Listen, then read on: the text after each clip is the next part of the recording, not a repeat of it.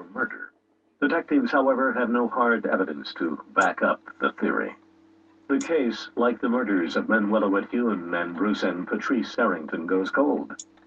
Eventually, all three cases find their way into cold storage at the Orange County Crime Lab.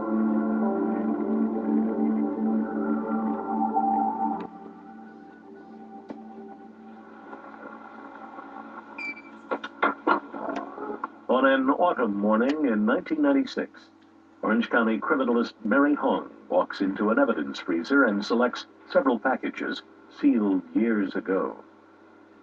She opens the kits and pulls out semen samples collected from the Harrington, Whitune, and Cruz homicides. 3 crimes linked by time, geography, and M.O. Now Hong wonders if DNA might not provide the most critical link of all. We felt it was a reasonable time to use DNA technology to look at these old cases, potentially develop a profile that could get sent up to the state database and hopefully identify the perpetrator. Over the next 2 months, Hong works on extracting DNA from each of the samples. She then compares the profiles against each other. I had all the DNA profiles entered into a spreadsheet, and then I noticed that the Cruz profile was the same as the Harrington and the Whitman profile. 3 crime scenes, 4 murders, 1 DNA profile. Mary Hong has identified the genetic signature of a rapist and serial killer. One who more than a decade earlier hunted in Southern California without police ever knowing he was there.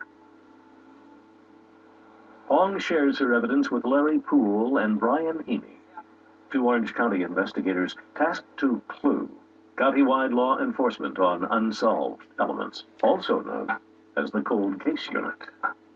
So we knew at that time, in '96, that the same person had murdered Keith Patrice Harrington and Janelle Cruz and Manuela Whitune.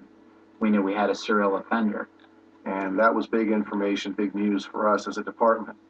And that was one of the first cases, and certainly a top priority for Clue to look at. Poole and Heaney eventually produce a list of suspects, each of whom is asked to submit a blood sample for DNA testing. One by one, the samples are collected, profiles extracted, and suspects excluded.